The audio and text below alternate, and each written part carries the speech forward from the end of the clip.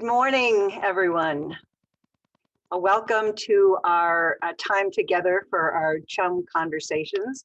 I'm Deanna Flahive, the director of Capitol Hill United Ministries and the Women's Homelessness Initiative. Good to see your faces, those that I can see. Hi. So most of you know, but CHUM is an organization that has been around for over 30 years and is a consortium of over 50 congregations and nonprofit agencies who work for the needs of community in the area of collegiality, advocacy, spiritual presence, and education. And 9 years ago, we started the Women's Homelessness Initiative, where we are giving the opportunity for women who are experiencing homelessness an opportunity to be in sanctuary overnight for in 14 of our different congregational sites. And unfortunately, a year ago, because of COVID, we had to stop doing that piece. But we translated into collecting 70 tons of resources for about 12 different agencies and doing lunches and masks and everything else. And we're hoping to reopen in the fall. So keep good thoughts about that.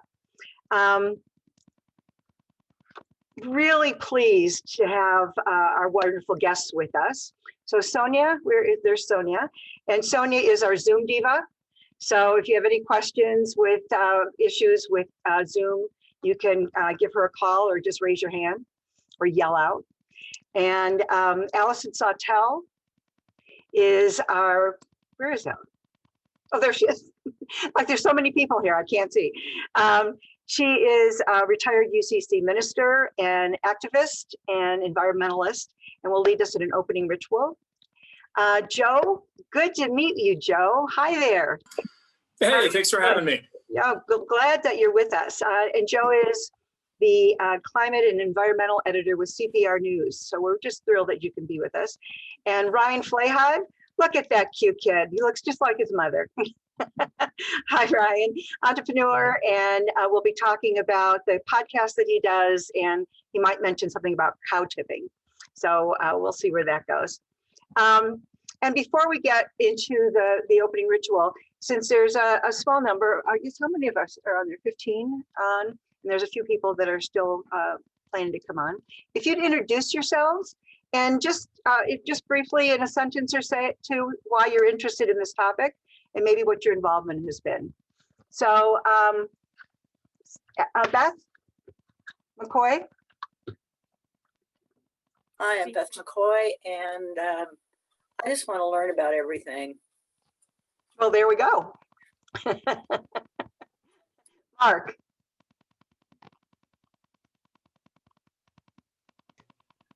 Mark Meeks with Capitol Heights Presbyterian Church, and we have a long-time commitment to environmental and climate concerns, and so want to strengthen that in all the ways we can. Great, thanks, Mark. Michael.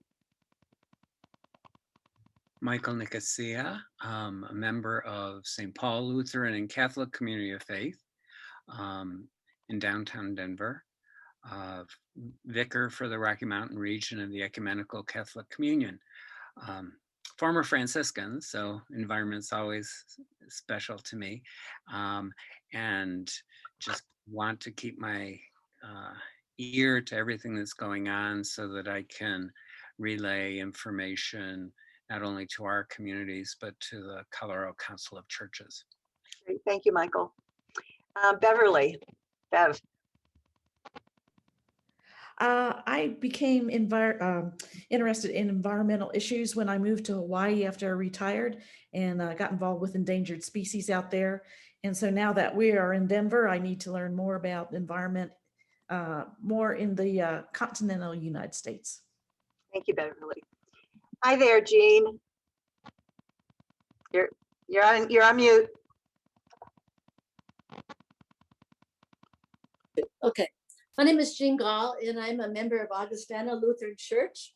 And I would just like the inspiration of this kind of gathering so I can be more effective in being doing this work at Augustana.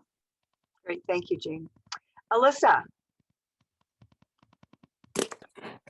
Hi, thanks for letting me crash your party. My name is Alyssa Hardy. I actually work at the Denver Public Library. I'm the lead social worker there, and my team has worked with Chum through the last year in providing, helping provide meals for people on the streets and everything. And Matt, who leads that, shared this with me as I'm also working on a master's in environmental law and policy through Vermont Law School. And I love to learn more, so that's why I'm here today.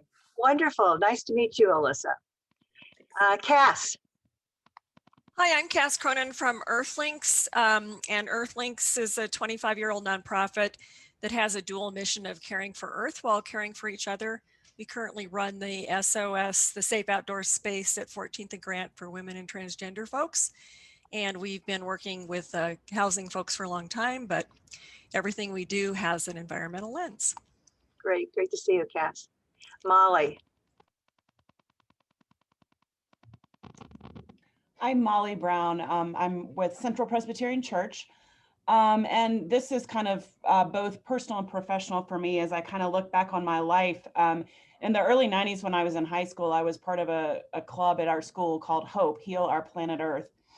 And I look back now and kind of think, wow, you know, what we were trying to do then, and sadly, where we are now. So anyway, obviously, we all know something has to be done.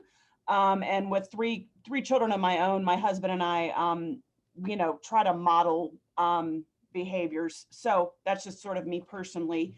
And then professionally here at Central, Sherwood Shanklin is a member of ours that Bonita Bach was kind enough to be one of our speakers at a faith formation class. Sherwood did a series of 4 weeks covering earth care topics. Anyway, despite the pandemic, we're trying to kind of reboot our efforts here at Central.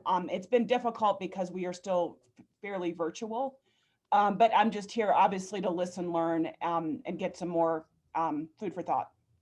Great, thank you, Molly. Benita.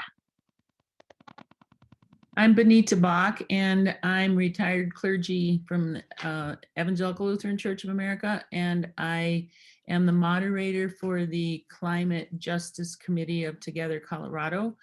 And with that, we're a network of lots of churches and schools across the state. And so one of our committees is on climate, and we have been following legislation and trying to see how we can do some systemic change as well as personal changes in our lives in favor of the environment. So thank you for being here. Thank you, Benita. Ginger, hi. Hi, Deanna. Thanks for the invitation today. I'm a member of Temple Emmanuel Synagogue, and I have gotten to know Deanna through the Women's Homelessness Initiative. My daughter Sloan was very interested during COVID in helping the homeless. She was really feeling heartache around worrying about people not having food at shelters during COVID. And it's really blossomed into something much greater for her. So we're working with Deanna on how she can do even more. But I've also been a Cub Scout leader for my son's Cub Scouts for years. And one of the things I found very difficult is finding age-appropriate volunteerism opportunities for the kids that are engaging and engaging in a way and in a manner that is something they care about. And my son cares very much about fisheries and habitat and wildlife. And so I was really attracted to this today because I think it's something that he would like to really engage in more from a volunteerism perspective. And so we're searching for ways that young elementary and middle school kids can get involved in a meaningful way. Great. And Sloan has been, her daughter, Ginger's daughter, is doing a presentation to her school Friday on homelessness. And we have deemed her as being a youth ambassador for the issue of homelessness. So we're excited to be working with you. Cecilia, who has her wonderful photography behind her. You're muted. There you go. Now you can hear me. Thank you, Deanna, for the invite. Yeah, I'm just here to listen. I've known Deanna for many, many years and helped her with our book, Exposure. And I think over the last year with the pandemic, just taken a whole lot of different classes and learning different things, but I found myself being even more interested in climate change than I have been in the past, and just trying to figure out what that means for the next step of what I want to be doing. So very timely, and thank you for inviting me. And Cecilia has these wonderful photographs that she has taken all over the world. And I'm sure in terms of the environmental bend that you might take, there's a lot there that you've done and can do in the future. Thank you. Joni, you're on mute.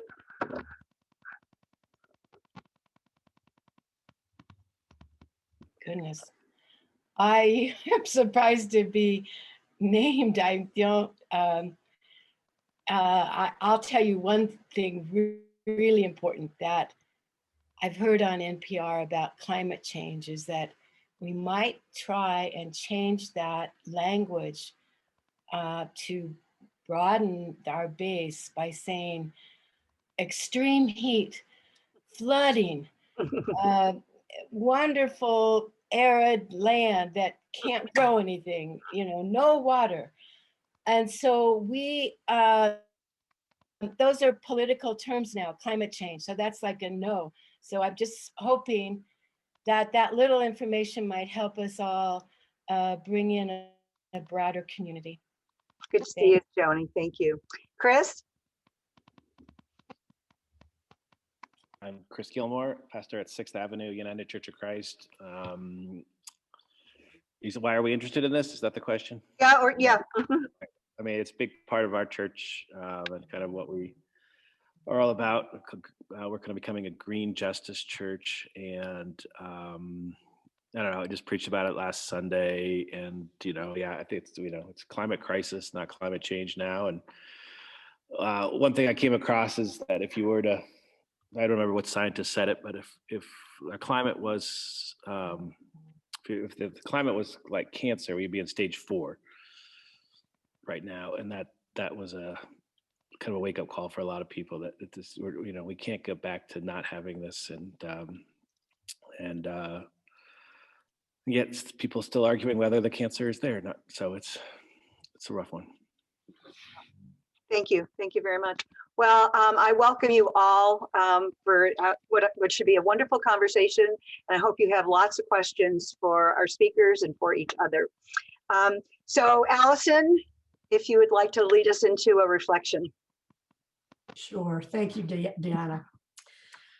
If you all were able to bring some symbols of the elements, air, water, fire, earth, at some point you'll hold them up to the mic, not the microphone, the camera. If you haven't, that's fine. But first we're going to start with some breathing. This past year especially, I think we have come to appreciate the necessity and power of breath. Breath of life is a gift. It's a justice issue, and it connects us. So we're going to begin with 3 rounds of breathing, like a body prayer. So breathe in this gift of life. Breathe out blessing for our neighbor. And ask your heart, who is my neighbor? Breathe in this gift of life. Breathe out blessing for our neighbor, and draw the circle wide. Breathe in this gift of life. Breathe out blessing for our neighbor, who is all of Earth community. And know that we are all connected. So here we are, gathered from our various groups or congregations. But who are we who are gathered here? We are children of the Holy One, whom many call God. We are members of Earth community. We belong to Mother Earth and to each other and to God. We are of air. We are beings of freedom, creativity, the breath of life, the spirit of the holy dwells in all of us and in each of us. And we are new creations every day. We are of air. We are of fire, beings of passion, of will, of energy. Do not let your light go out. Shine and help others, help creation to keep their lights going. We are of fire.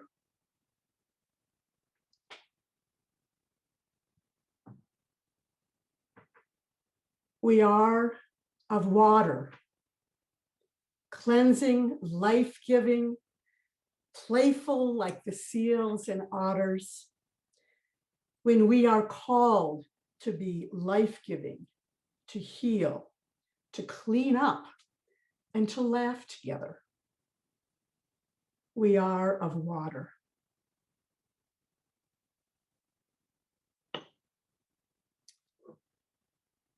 We are of earth, rich, black dirt that holds the seeds quietly growing in their power, ready to spring forth. We are of depth and quiet, of solid foundations built on love. And we are called to nurture ourselves and others, to stand firm on this good earth and do the work of healing and of justice together. We are of earth. We belong to each other.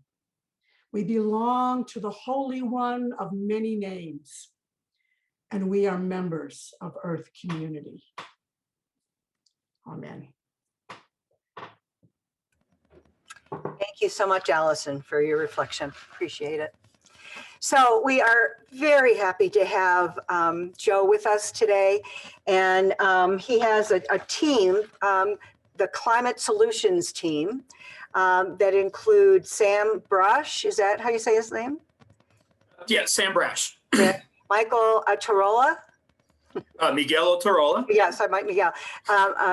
Michelle, is it Michelle or Michael? It's Michael. Michael, Elizabeth Sakis, and Joe. Good. Thank you for all those helps with the names.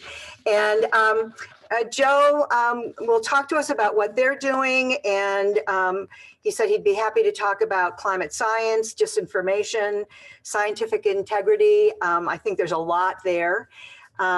So Joe, it's yours. Thank you, and thank you for having me. This is great. I'm happy to meet you all over Zoom and talk to you today.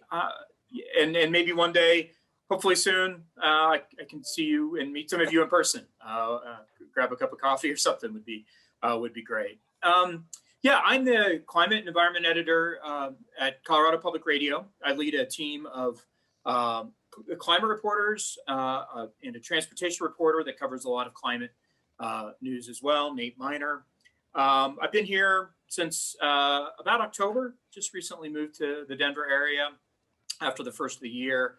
But my family, my dad lived in Denver for a long time, and both he and my mom grew up in this part of the country. So I am, go back a long way with Colorado and Denver in particular.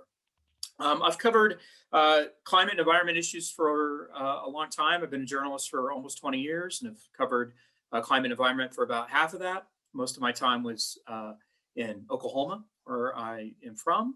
But for the last couple of years prior to coming here, I worked in Washington, D.C. at the Center for Public Integrity, which is the nation's oldest nonprofit investigative news outlet. So I was a national investigative climate reporter there. So this issue is important to me, and I think the most important really news story of the moment, and certainly of probably this generation. I think history will bear this out to be the most important story. The climate solutions team, we believe in the science, that climate change is real and it's happening. We don't spend a lot of time in our stories equivocating on that. We hold it to be true. We believe the science and what the scientists tell us. And so our stories focus a lot on both what we know the impacts are and are going to be, who's going to be impacted, and what we're doing about it. Really, how we're adapting solutions potentially to this crisis that we're in.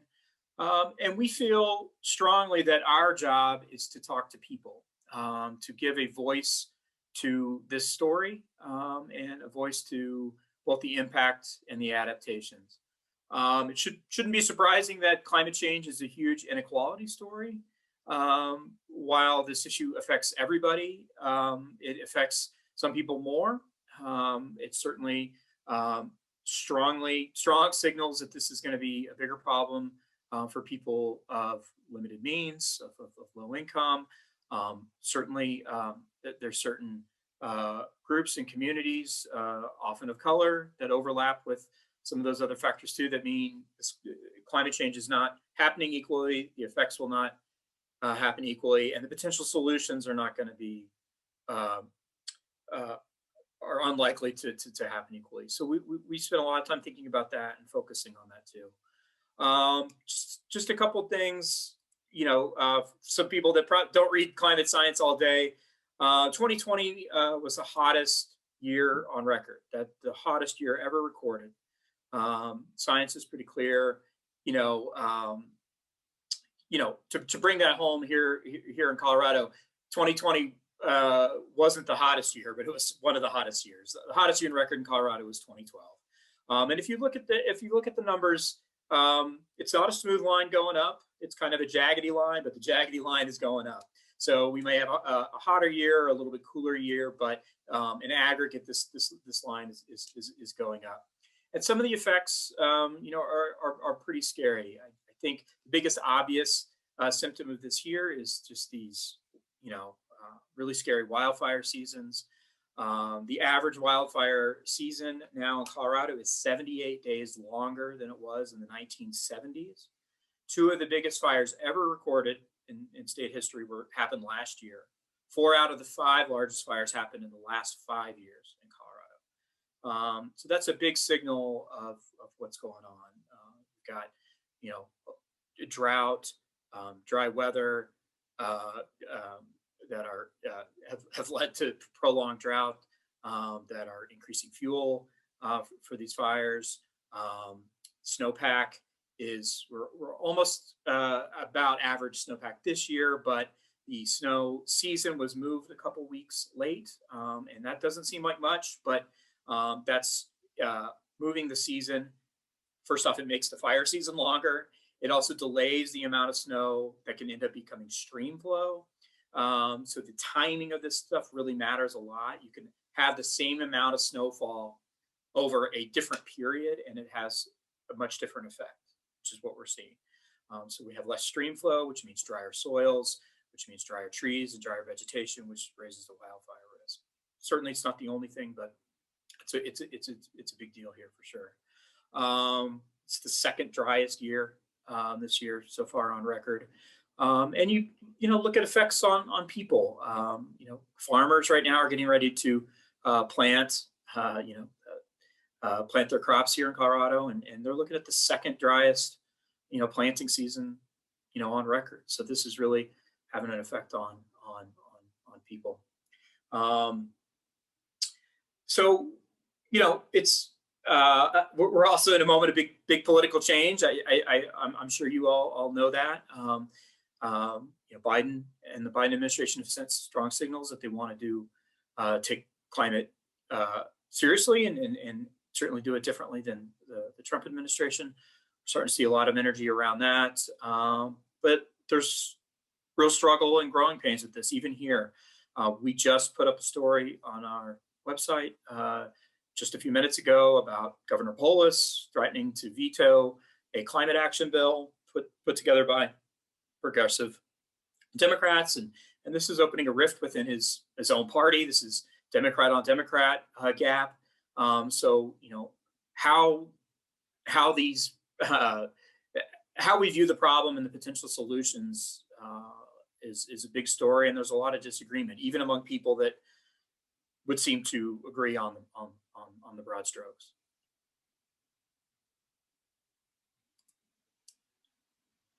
Gianna, I'm happy to answer questions. I will say there is a lot of interest. We talked to a lot of groups and of people that that are fed up, that want action, want to do something, and we want to arm people with the facts and the information to help them, make decisions about their political leaders, help them, enable them to do what they think needs to be done. So, I just saw in the chat window. Yeah. Thanks, Sonia. But I'm happy. I covered the Trump administration quite a bit. I covered the Obama administration before that. I think certainly true under the Trump administration that a lot of what was routine science and routine sort of agency scientific process type stuff got really politicized. We saw a lot of attempts to influence what was routine, normal, research and scientific things among agencies. I will say that even some of the, we think of the EPA and groups like that as being these big environmental agencies, which is true. But there's certainly other agencies like the Department of Interior or NOAA or let's say the U.S. Geological Survey that do a lot of research and stuff that underpins a lot of our understanding of climate policy in the U.S. And those are agencies that used to talk to us regularly. It used to be no problem at all calling up the U.S. Geological Survey and having a conversation with them. We used to call NOAA, all the time. We just used to have a really direct relationship with them. EPA is another thing that they've never been super easy to talk to, but some of the other agencies were, and that really did change during the Trump administration. Most people were scared, they were worried, they were felt like they couldn't talk to us. So overnight, that tap got turned off, and these people felt threatened and felt like they couldn't talk to us. So I think we're seeing that change now with the Biden administration. I think people are starting to ease up a little bit on that. Joe, I just wondered, as you were talking about these different agencies, during the Trump administration, were they also not redacting and putting out false information? Yes, certainly. I mean, all of these agencies are political to some degree, and they always have been. It's important to know that, but absolutely. The redaction of information, again, the politicizing of science was certainly a marked increase during the Trump administration. And, I think it's safe to say that, at the administrator level of any of these agencies, the higher up you go, the more political it becomes. But the rank and file of these agencies these are career civil servants in most cases. These are scientists and researchers and people that want to work in public service and civil service, and they're not politicized. But what we saw is those people wouldn't talk anymore. We could not go right to this author of a government report. We had to go to a bureaucrat, an administrator that was would have been somewhat political anyway, but was completely political under the Trump administration. What would you say, and I want other people to just jump in. Sure. What would you, and just unmute yourself, you can just do it on your own, but what would you say the role of the media is to dispel the disinformation? That's always been so difficult these last 4 years, where we have lies going, they're happening now. If people are listening to Hannity, I don't know that anybody on this, tell me if you are listening to Hannity, I'll take your name down. But no, it wasn't Hannity, it was Carlson, right? Sure. So how strong does the media need to come out against these lies? Well, I mean, media is a big word. I mean, media is an umbrella term that covers everybody from me to Tucker Carlson to Rachel Maddow. I mean, to Jim Acosta. I mean, media is a big word. I think it's the role of straight news reporters, like me, not opinion-based journalists, to shoot straight, to honestly and accurately give people the information, and to honestly and accurately explain the effects. I think part of that is also communicating what we don't know. There is uncertainty with all of this. Science is not, we hear a lot about a consensus, a scientific consensus on something, and that's absolutely true. But we also need to be clear that that consensus changes, that this is a continuum, it's a spectrum, that we're always learning, we're always changing, and that is what science is, and that is what these facts are. We learn more about it. The COVID pandemic is a good example of that. Scientists come to a consensus very different in March of 2020 than it was in March of 2021, because we learn, the process of science improves that over time. And so part of, I think, being accurate with people is explaining the uncertainty with some of the stuff. And there is some uncertainty in some places, but we can be explicitly clear that we know that the planet is warming. We know that humans are the primary driver of that. And we know that the biggest solutions to this are going to need a concerted, massive, and collective intervention. And I think being clear with people and accurate and patient, I think also is key. But I do think the media sphere is getting bigger. I think scientists are becoming better communicators as well, and interacting with people more directly and better. I think the most effective climate communicator and climate scientist is Katharine Hayhoe. She is an evangelical Christian from Texas, and is a climate scientist, and she's able to talk to people on their terms, talk to people directly. She does not equivocate, but she's able to relate to people and talk to them and communicate with them in a way that is not condescending, doesn't talk down to them, but is direct and clear and concise.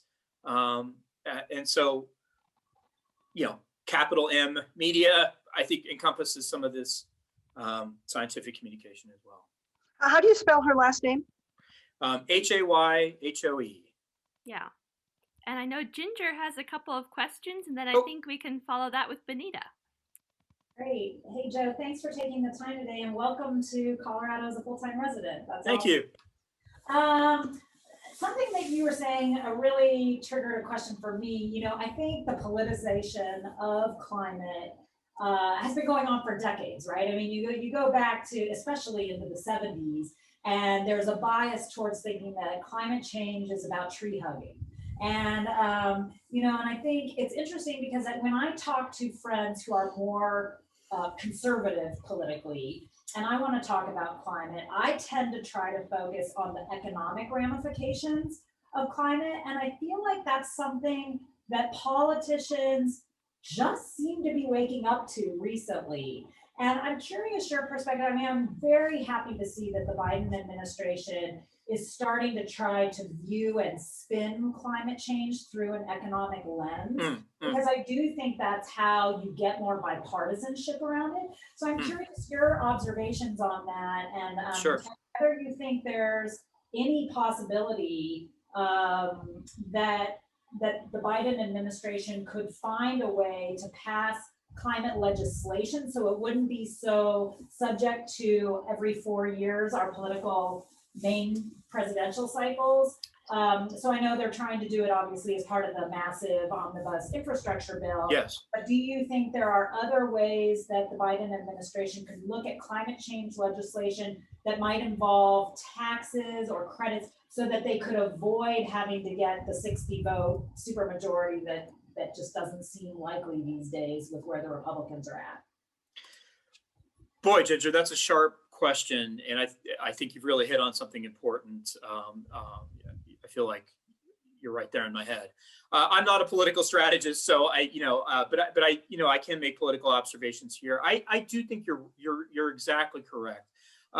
There is a strong economic case for this, and a strong entrepreneurial opportunity case to be made here. Most of my reporting has been in Oklahoma, which is a top oil and gas state.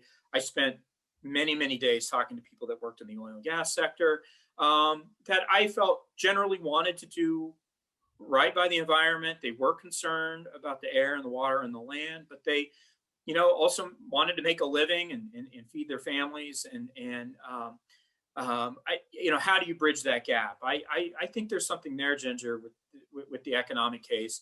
We just interviewed a bunch of oil and gas workers. These were, as a woman that drove a truck to take steel, pipes out to the oil field. And, when the oil's not doing well, she's not doing well. And we talked to them about, Biden and all of the sort of like, fossil fuel rhetoric coming from him. And we asked, how they were feeling. And they said, look, we see the writing on the wall. We know fossil fuel jobs are not, here to stay.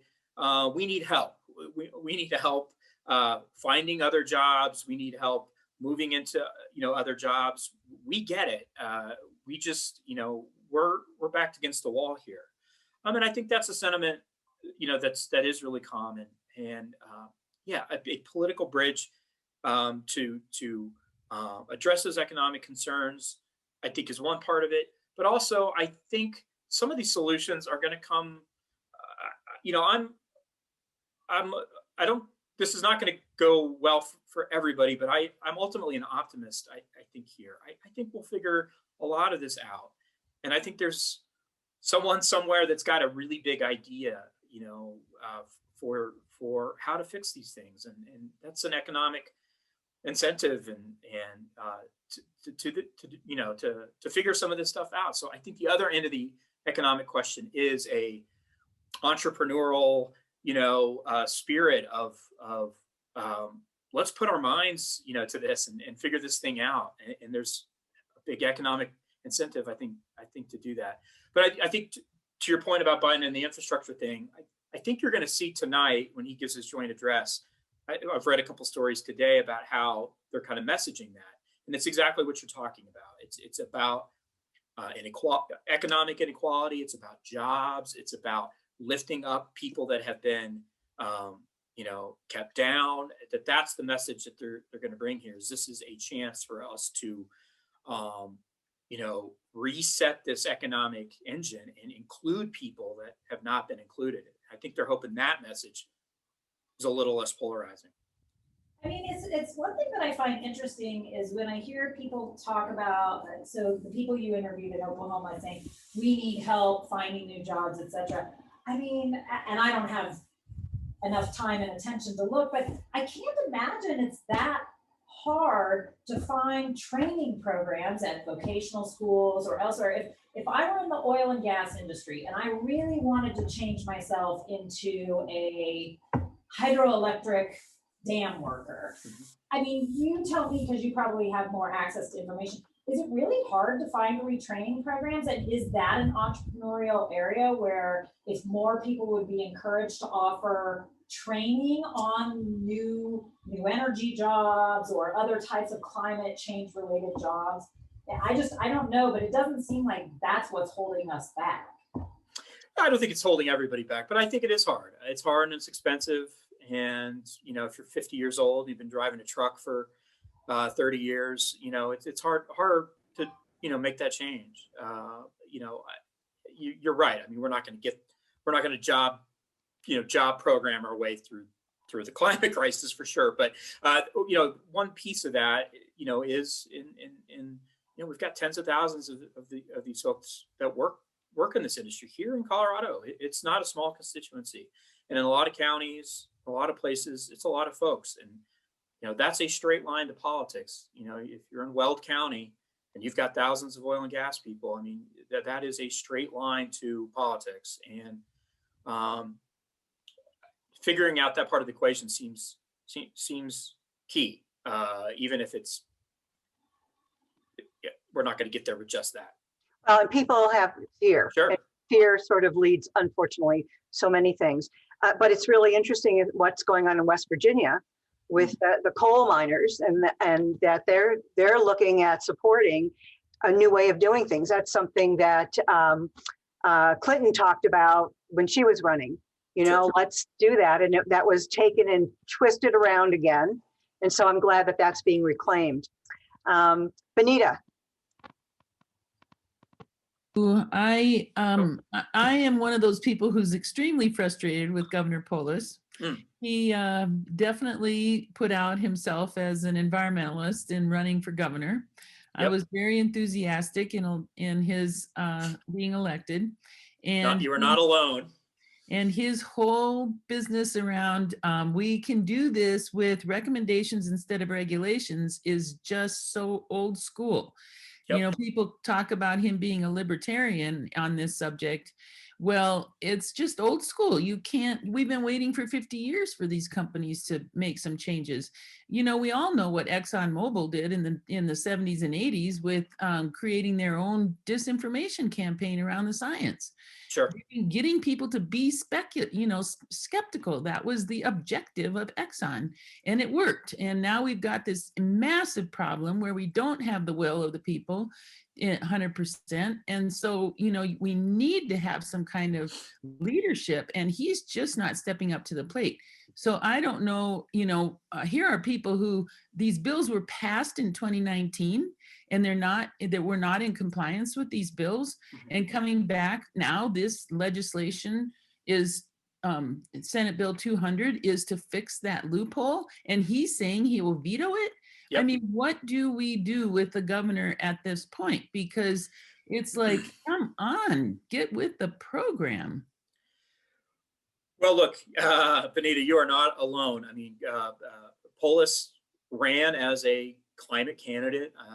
He ran as that as a primary issue when he was running for office. He made a pledge to that constituency that he was the climate candidate and was going to take this seriously. And he put together a roadmap and a plan for how to get there, how to cut emissions and all that. And then exactly what you said. He then basically said, I think we can get to these targets through collaboration with industry, through voluntary agreements with industry. And there's a real schism now with a lot of the people that supported him coming in, a lot of the environmental groups, and a lot of individual voters. So you are not alone in your frustration. So the bill, Senate Bill 200, which is at issue now, would basically take Polis's promises and his roadmap and give them teeth. It would put in enforceable regulations to make as a backstop to make sure that there's mandatory regulations to ensure this happens, and we're not just relying on voluntary efforts by the industry. And that's really the source of the gap with Polis. It'll be interesting to see what happens. I don't think you're alone. I think lawmakers do listen. If you reach out to them, I will say the coalition of people that is pushing this legislation, Faith Winners, certainly a leader of this group, they don't seem to be messing around. So I don't feel like they're going to back down, and I feel like they're ready for a fight. But I guess we'll see. Yeah, I wonder if you have any advice for how to really appeal to the governor, because he just seems to be intransigent upon it, and so I just don't know what steps people like ourselves can take to get opinions through to him. Sure. That are to ask him to live up to what we need, you know. I guess I have one practical piece of advice for anybody looking to make their case to a lawmaker or agency head, which is to write them or reach out to them personally and directly, and not use a form letter that some of these groups put together. I think some of those things, say the Sierra Club might allow you to have some form generator where you can sign your name to this sort of thing and then it automatically sends them. I think when you add those up, maybe it makes an impression that 400 people or something submitted this letter. But I will say that those get filtered through pretty quickly, and the politicians tend to not read those. So just one strategy might be to just reach out directly and personally and send a note. That will get through the filter more than some of these form generated things. So that's just one practical thing for somebody that reads through thousands of these public comments and talks to folks. That stuff gets put in its own pile. So if you reach out directly and personally, your communication's more likely to be read and considered. Benita, I want to ask you, with Together Colorado, have they been organizing all the different congregations and agencies who are in support of this? Is there something that we all can do through our different congregations to send the message to him? Yes, that would be great. There were 3 bills that Together Colorado really was seeing out of, there's quite a few of environmental bills in the legislature this year, but there were 3 in particular that we strongly supported, and SB 2200 was the #1 bill.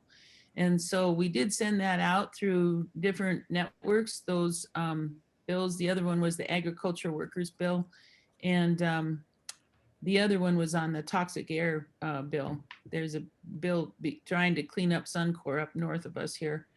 And that's the same thing. They're just not complying with laws that are already there. They pay the fines and they just keep making the same mess. And it just goes on and on and on, and people pay the price. And so it's kind of like, when do you finally get to a place where you're saying, you can't get around this anymore, you guys, you got to clean up your act. It's bigger than it's a big problem. So Benita, I'd like to get back with you on this. I know. Oh, she just left. I was hoping to ask Cass to say something since she's with Earthlings. So Benita, if there's a letter or information we can do and put out to all of our places, let's do it and figure out. We were doing that with the SOSs. We did that with the mayor's office in terms of getting motels for people who are homeless. Let's do it.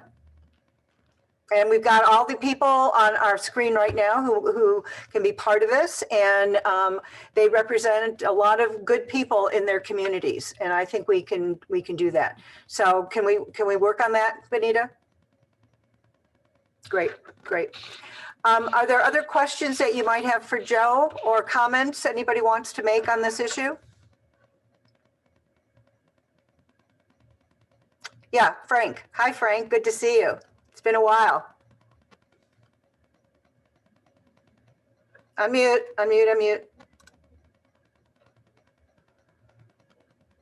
Thank you. A common mistake that I tend to make.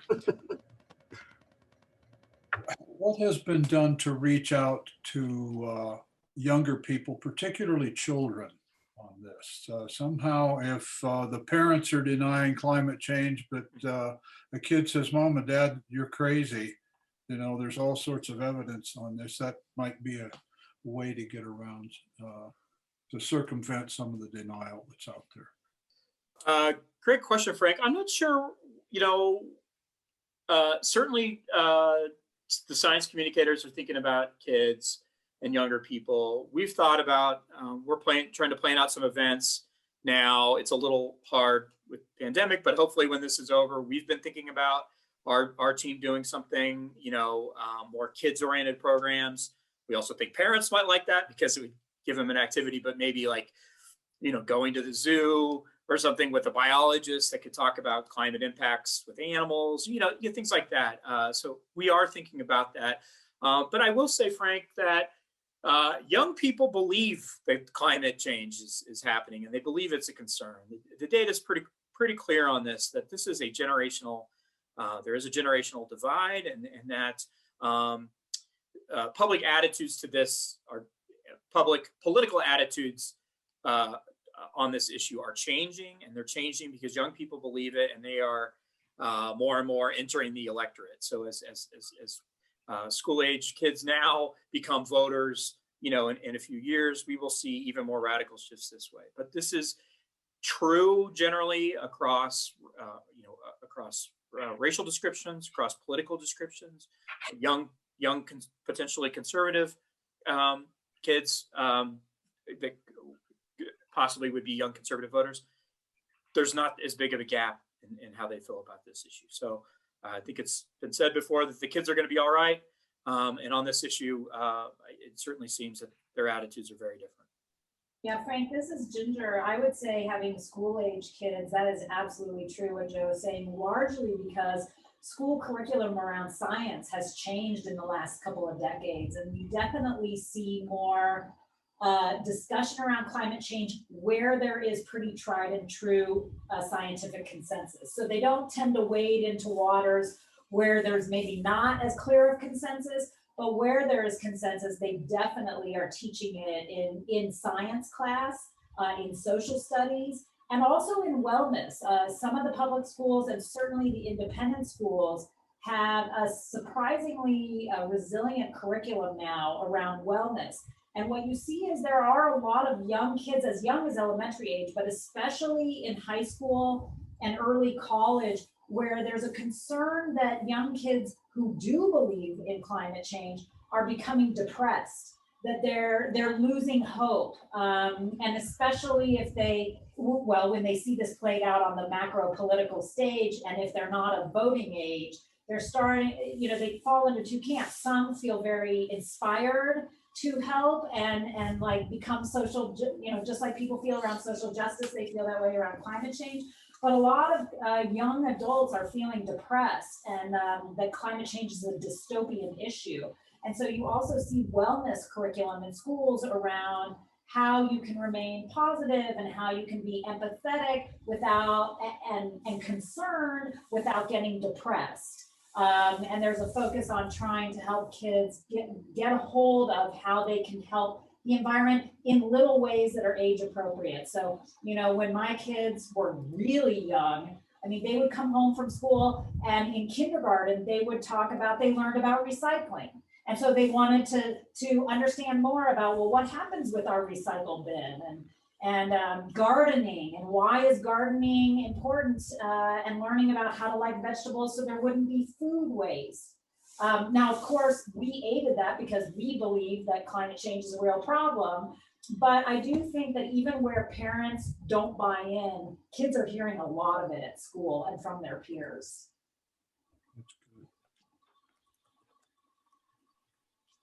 Thanks a lot, Ginger. That's really terrific. Ryan, did you want to share something about one of the things that happened on your podcast with the young kids and Jane Goodall? Oh, sure. Yeah, so Jane Goodall used to come up and visit my kids' elementary school before I had kids. Whittier Elementary, it's the oldest elementary school in Colorado. And obviously didn't come last year.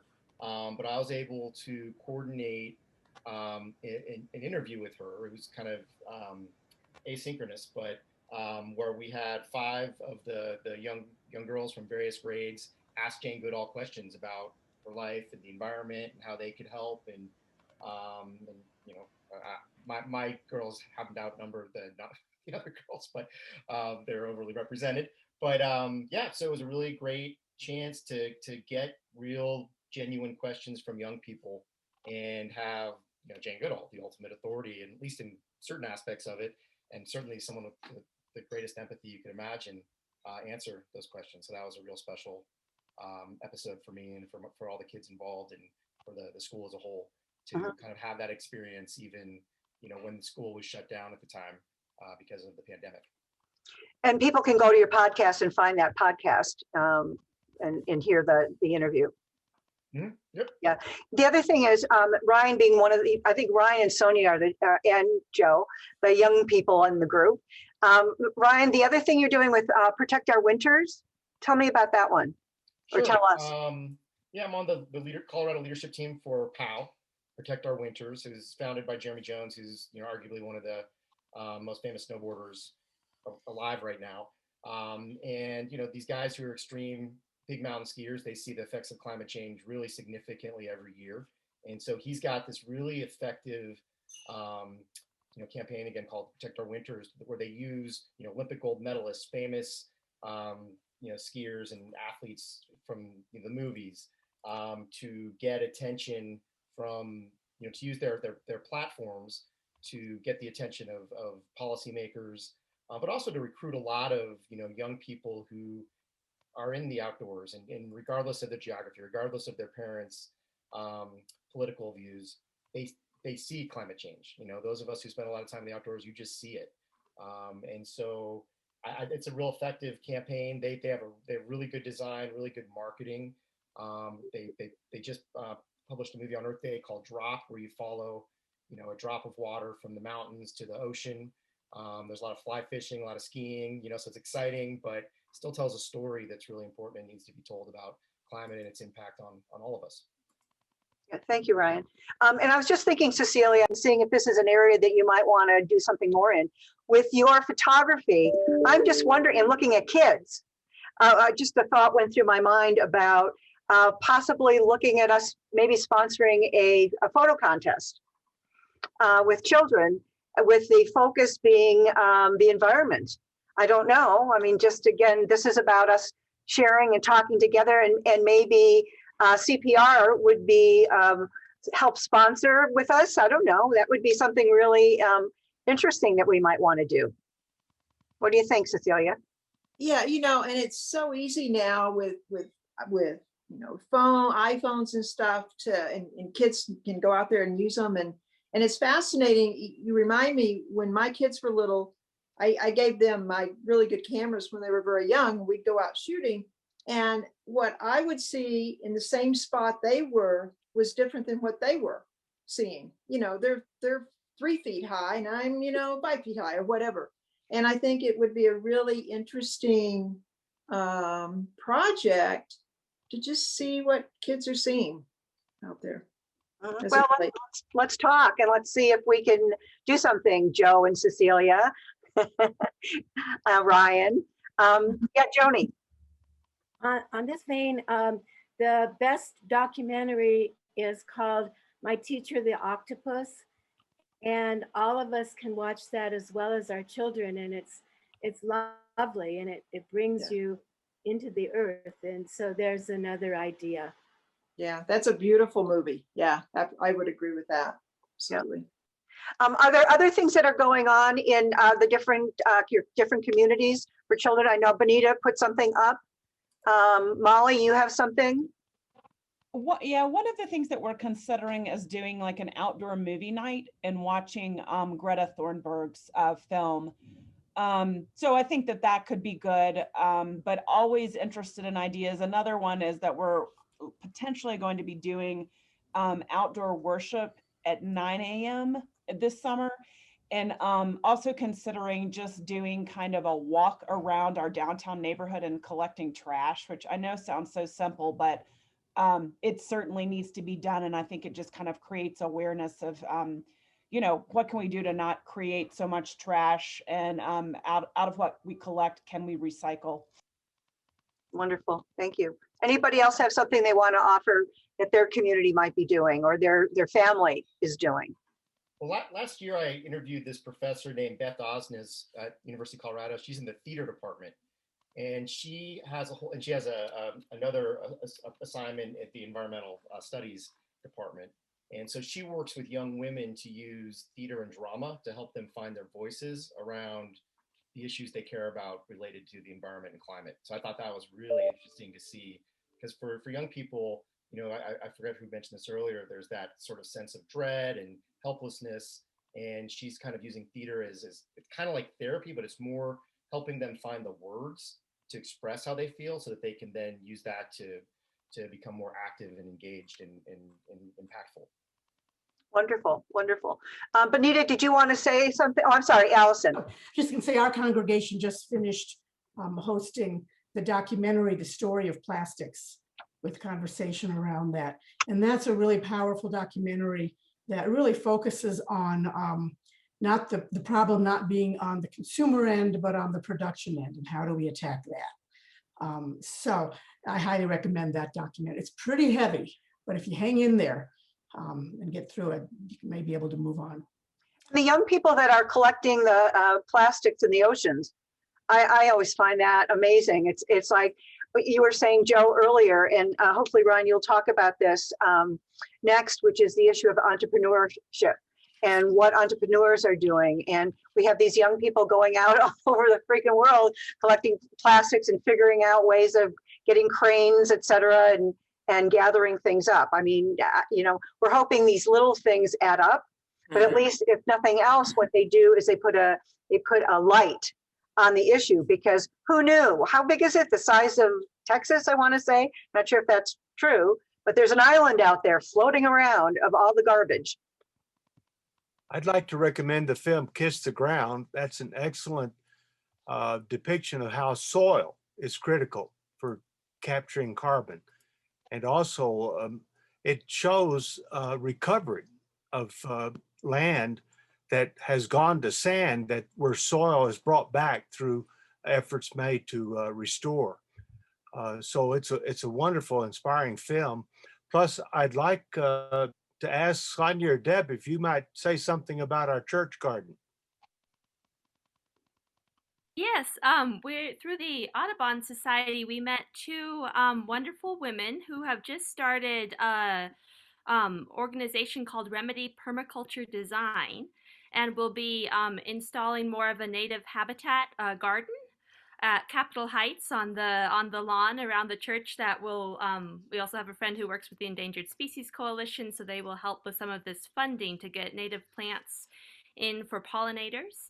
And we also want it to be a space where people just in the city will have a bit of nature that they can readily access and, you know, spend some time there and kind of feed their spirits by being exposed to a natural space in the city that is good for birds and for native bugs and insects, which are so critical, of course, for our life on Earth.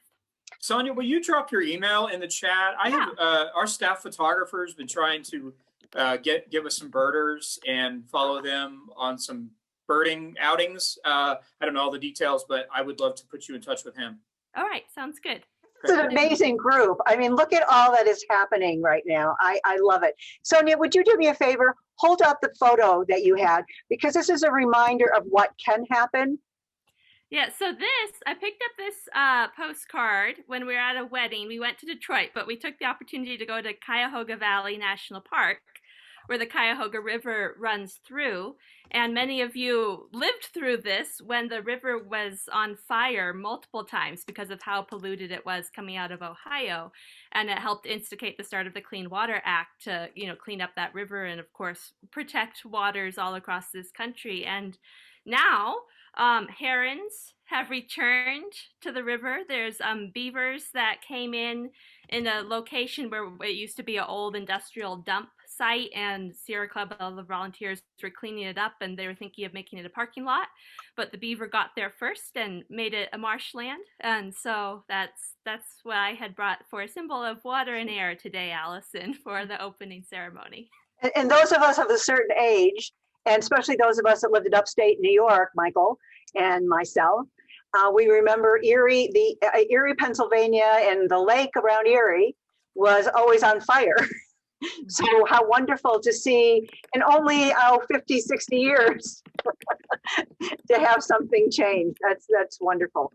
Ryan, will you talk about what you've been spending some of your time doing?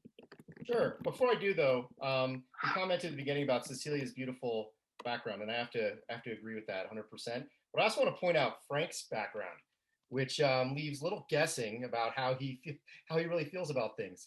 I'll scroll over there. He's got a nice activist background there.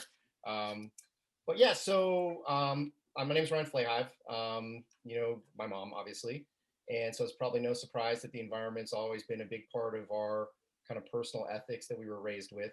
And so I was an environmentalist from a very young age, hosted the first Earth Day, event at George Washington High School when I was 16. But climate in particular became really important to me as I was an editor at John Wiley & Sons, and I managed a number of programs, geography, geology, earth science, environmental science. And so I got to work with real cutting edge researchers and go to a lot of the conferences and hear papers and kind of watch as at least the scientific community kind of came to terms with what the impact of climate was going to be. And it scared the heck out of me, frankly. I actually published the first ever textbook on climate change back in those days as well. So the first attempt to kind of bring it into the undergraduate curriculum. So yeah, a lot of bad news back in those days about what was happening. And then that kind of instilled a sense of mission that then was multiplied greatly as I became the father of two young girls. And so that's sort of what prompted me to say, hey, I've got to figure out how I can be part of the solution. And I had an opportunity a couple of years ago to make a big transition in my career. At the time, I was really most interested in clean energy. And so I did a lot of networking and talked to a lot of people. And it was intimidating because it's a lot of science. I'm not a scientist, I'm a non-engineer. So a lot of the opportunities kind of seemed out of reach. I felt like an imposter. What could I possibly do here? But one of the key themes that came out of that, people said, hey, we have enough engineers, we have enough scientists, but we don't have enough storytellers. So Joe, I'm really thankful for your team's work, because you guys have really good reach and authority, and thanks for that work. Appreciate that. Yeah. And so like, the opportunities that came my way career-wise were mostly in sales and biz dev, and they weren't as interesting to me. I have some skill sets there, but I wanted to do something more and decide, okay, what if they need storytellers, what should I do? So I decided I'm going to write a book called The Heroes of the New Energy Economy. And as I started brainstorming with people about the book, I had one good friend and mentor say, hey, you should start as a podcast. So that way you're getting the interviews done, but you're sharing the story as you build it. You don't have to wait 2 years to publish a book. So I started the podcast basically as a way to start this book, but then it became its own thing. And I don't even know if the book will happen now, because the podcast is kind of dynamic and it gives me this ability to publish. I like to publish on a weekly basis. I don't always get it done, I have to admit. I try. But a bi-weekly cadence at worst. And so my podcast is called Climate Changers, and I really can explore anything I want to. So I mentioned drama earlier. I've done cli-fi, climate fiction. So it's a lot of in the artwork. I've also, in the art world, I'm sorry. Also a lot of interviews with scientists, because as a former editor, I have access to a lot of scientists. Also, entrepreneurs. So for example, my mom mentioned Jane Goodall, needs no introduction. Bill Mckibben, a lot of you are probably familiar with Bill Mckibben. He's kind of one of the original thought leaders and probably one of the most active people in climate. Seth Godin, if you're into marketing, I have his only podcast interview on just climate. He's a real mentor and a personal hero for me. Seth Golden, who is the chairman of Beyond Meat, which just got the McDonald's deal and the Yum Brands deal for plant-based meat alternatives, which if you want to have impact, there you go. You go after the broadest market possible. And so it's funny, because even though I still do have a little bit of imposter syndrome in terms of my activism, to have someone like Jane Goodall kind of thank me for my work, in an interview is kind of overwhelming. And just to have all these people kind of talk about me as part of their tribe, it's been a real amazing journey. And a big part of it that I really value, since it's all mine, I have complete editorial freedom. I can do whatever I want. So Joe mentioned inequality. So when BLM became a big issue, I was able to do some interviews on race and climate, which kind of blew my mind. I didn't know much about it. So rather than getting a book, I can just find the people who are the thought leaders and get them on my podcast and ask them my questions. As the election approached, I was able to get conservative climate activists, including someone mentioned earlier, the youth. I've got a guy who is on the big conservative publication, National Review, editor, young guy. We probably wouldn't agree on a single thing besides climate, but to hear their voices about how they're on our side with this important issue. I've been able to explore religion before, which I found really interesting. My mom mentioned Protect Our Winters. I was able to use that platform I have along with the podcast to get an Olympic gold medalist, to interview Paul Bodnar, who was Obama's chief negotiator for Paris, for a hashtag Keep Paris event, which now is obsolete, but thank God it is. At the time, that was a big issue, to keep Paris. Thank God we did. So in the spirit of interactivity, I don't know if you guys have ever done a chatter waterfall, but I'm actually going to steal some ideas from you guys. So I get to publish on anything I want, interview anyone I want who will meet with me. So if you go into chat, just type in the topics that interest you the most, and I'll just be curious to see, and I'll save that as a a template of issues I can explore down the road that you might find interesting. So you can go ahead and put it in the chat, and I'll just download that after we talk. Mark, I think, just mentioned this. So one of the things that I've found most interesting in my interviews is regenerative farming, and that's kind of where I've done my deep dive lately. And so for those of you who don't know, it's the idea that we can use cover crops, animal rotation, no-till farming methods to actually capture carbon from the soil, capture carbon from the atmosphere and put it in the soil. So we're pulling it out of the atmosphere, put it in the soil where it belongs, which not only helps with climate change, but also helps regenerate the soil, which also helps us feed future generations, because we have so damaged our soil. That's part of the big problem with climate change, is carbon is not our enemy. We're made of carbon. The carbon cycle makes life possible. It's just, it's all out of whack right now because of just industrial farming, and then pulling the fossil fuels out of the earth. And this idea that we can use food to solve climate and solve for soil and solve for small farmers who are under the thumb of big ag and solve for nutrition all at once, I find really interesting. And specifically, I've been digging in. Oh, and Mark, you mentioned Kiss the Ground. So I highly recommend that. I put a link. I interviewed Finian Makepeace, the founder of Kiss the Ground, on my podcast, so you can hear what he says there. But I highly recommend the movie. It's kind of a tearjerker. It has Woody Harrelson as the MC. It's really well produced. It's just packed with information, but packed with hope. And I just find that amazing. So I've been digging really deep into regenerative ranching, which is the idea that while cattle are, top 3 contributor to climate change now, cattle can actually be part of the solution to climate change, which is totally counterintuitive. The science isn't 100% complete, but I'm engaging with a lot of these scientists, and I feel pretty good about it. It's really interesting. And I've been able to interview Alan Savory, who's kind of the founder of this movement, Joel Salatin, and even launched via Techstars. I don't know how familiar you all are with Techstars, but it's kind of an incubator for technology companies.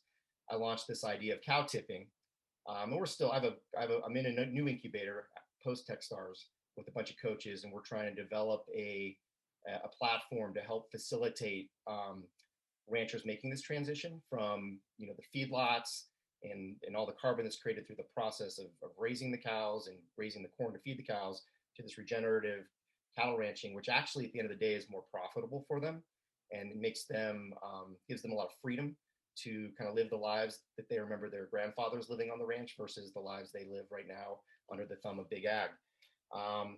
So it's been a real interesting journey for me all around. I never would have guessed where this podcast would have taken me when I started it, but I'm really glad that I did.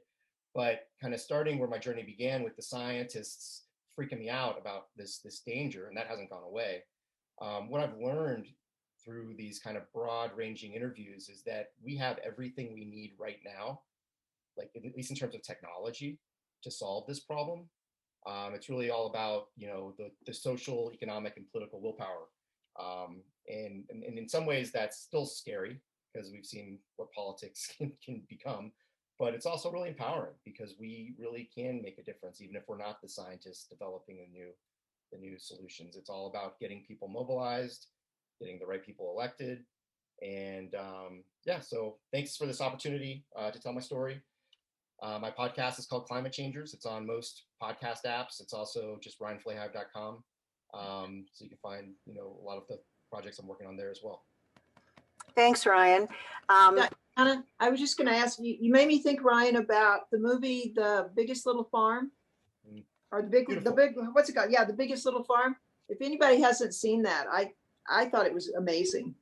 And you bring that up. Another thing that reminds me of is that this whole regenerative farming and ranching thing not only does soil, climate, small business, nutrition, but also water. You know, it's super counterintuitive. But when you watch that movie and the California fires come through, they burn everything down except for this one farm because it's holding 10 times the water in the ground in this really arid climate because they're doing all the right things with livestock rotation and no-till farming. So that's another tearjerker. Great movie though. Thanks so much, Ryan. And again, I open it up for other comments and questions to Ryan, Joe, to each other. Ryan said that when, in our family, sort of this is something that we were thinking about or dealing with. And I can tell you, here's the quote I would tell all the boys. We have 3 sons. It was, don't do anything first to hurt the earth. Don't do anything to hurt yourself. Don't do anything to hurt another. And then if you're going to get arrested, don't get arrested in another country. So those were the 4 things that were important in our family. And I have to say, we all held true to the first one. I don't think anybody got arrested in another country. I'm not talking about our country. Any other comments, thoughts? I just want to jump in. I haven't said much, and thank you all for giving me the opportunity to be here. And Ryan, thank you for all of that. I put this in the chat, but in my education in environmental policy is leaning into the regenerative farming and ranching information, because I grew up on a cattle ranch in Nebraska and watched my grandfather do practice what his grandfather practiced in rotation and all of that. Yet they still sell their cattle to the feedlots then. So we've got some work to do, but there's always something. And Joe, I just wanted to thank you as well. I've used a lot of your articles in my research papers at school and hope we can all stay connected as this whole group continues to work on this and move forward. Thank you. Thank you, Alyssa. And I had to include you in the younger group here on our Zoom. Thank you. I wanted to mention too, and again, we still have a little bit of time left, but I wanted to mention Kevin Sloan. I put that in our attachment. I don't know if you can see, that's some of his paintings. He is now at the Denver Botanic Gardens. And in their new building, they have 3 spaces where they show different artists' work. And I went there to see Salvador Dali's work, which is wonderful. I highly recommend it. But it was suggested to us when we got there to go into Kevin's show. And I have to tell you, it is magnificent. I highly recommend it. I asked Kevin to be on the Zoom with us, and he can't do it because the Zooms depress him. So I added his work, and I really hope you all visit the show. This is one of the things he wrote. As the show developed over the course of about 9 months, I began to understand that what I was really doing was something much more personal and quite simple. I realized I was actually creating love letters. Devotional notes to the most humble plants, to the dirt, to the magnificent blossoms, to the air itself. This goes back to what you led us in, Allison. The season this show was created in stripped away so much, and yet what is left is that which has always been there for me, radiant nature. So I created love letters. Actually, psalms may be a better word. Psalms of praise, psalms of lamentation, psalms of supplication, psalms of wonder, psalms of thanksgiving and remembrance. These paintings are a testament, a witness to this marvelous and troubled world. They seek to be pertinent and active participants in a conversation that may help give shape to this feeling of this moment. Isn't that beautiful? I mean, what he wrote was beautiful, and his work is as awesome as his words. So, yes, Bonita. I'd just like to, in the spirit of the whole effort that you've been doing, Deanna, with reclaiming language for us in our faith community that is meaningful for people when so much of the conversation that we've had has been politicized or marginalized, that the biggest thing Catherine Hayhoe has to say, which as a scientist and as a evangelical Christian coming out of that strong right-wing crowd, is to talk about it. You know, she just says we just have to get to a place where we are willing to have the conversation. So that's where so I thank you, Deanna, for lifting this up and helping us to get better equipped to do that, because that's reclaiming that, you know, yes, the science does change, but we, you know, to say that this is not happening, or that, you know, that climate has always changed, is such a write-off. And we have so much more to be able to say about this in terms of caring for God's creation. And I think that, you know, we have some of the language that allows us to have those conversations, even though it can be a pretty volatile one. It's just so important now. And so anyway, back to her podcast, she really gives some pointers as to, you know, what are the steps you can take if you're trying to have this conversation with people that you're expecting are going to be naysayers. So it's just so important. So thanks for this conversation today. Great. Again, anytime you have something to say, raise your hand. We've got about 7 minutes. Yes, Frank. Yes, carbon dioxide. I don't think that everyone understands the importance of carbon dioxide, where it comes from, why it's a problem, and why it causes climate change, which then results in the melting of the permafrost, which thereby releases methane, which is even worse than carbon dioxide. And I always remember that Peter Sawtell said that any discussion on climate change should start with carbon dioxide. And so it's just very basic. So let's breathe it out. Right. Thank you, Frank. This has been really a wonderful, wonderful conversation. So much has been shared. Sonia, thank you for capturing so much and sending little pieces out of how we can connect. Do you capture that? Is that something that is? Yeah, Bonita already asked me about that. I will save this chat and I can send it to you and her to, you know, compile it and share with everybody who is here today. Yeah, and I want to do some follow-up too. Alyssa, I'd like to know more about what you're doing. I know we've gotten connected through another thing with homelessness, but I would like to know more about what you're doing. And if people have other ideas of things that they are sharing in their communities or questions of how they can do that, I'm going to send information out at least to definitely the 19 people that have been on this call, but I'll also get it out to the hundreds and hundreds of people that we have as connected with CHUM and WHI. It's just been really exciting. And where's my friend Cecilia? Cecilia, I think we're going to have a conversation about looking at doing this photo show with maybe children. And Joe, I don't know what CPR would be interested in doing with that, but I love your idea of how CPR might do something in terms of working with children. I think you're right, parents and children would like it. I think there's such a wealth here. Ryan, I thank you so much. I'm going to get tears in my eyes. I shouldn't do that, but I'm so proud of you and all that you've done and you've shared. And I love the term cow tipping. I always find that funny. But thank you. Just a quick aside on that. Yes. So nobody had ever trademarked cow tipping. And I have my official USPTO trademark. I own the trademark to cow tipping.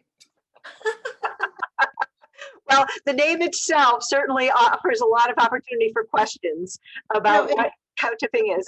And Ryan, I grew up in the Texas Panhandle with feedlots everywhere. I am laughing when you say that. Well, I hope we'll all, I'm going to send an email out to all of you so you'll have each other's contact information just in case something comes up or you thought someone said something you were interested in. So you have that. Again, I thank you all very much. Is there anything else for closing? Anyone? Last chance? Great. Joe, thank your team for all they are doing. I know yes, I do want to, there are two things.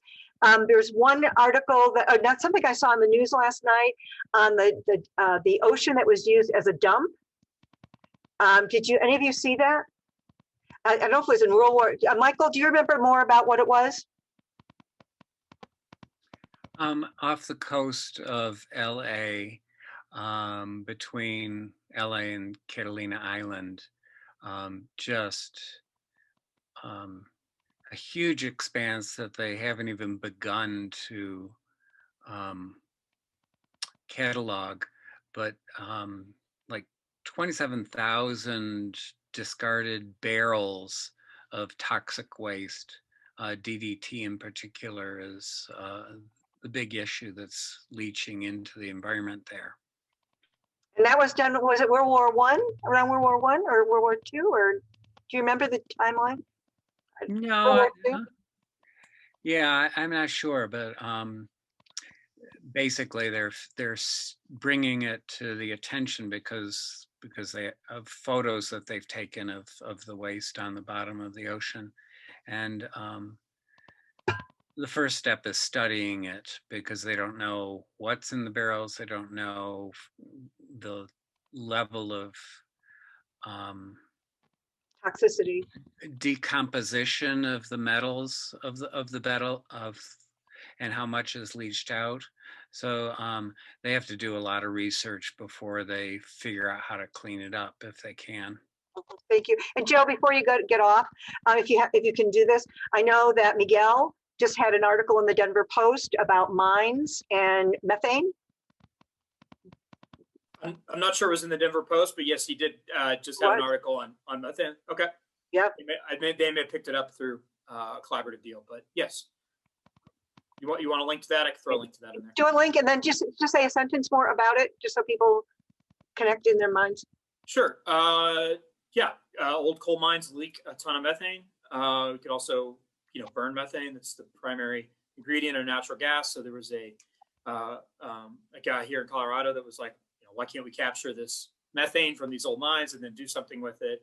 Right now, he's generating electricity, I think, for Aspen ski thing there.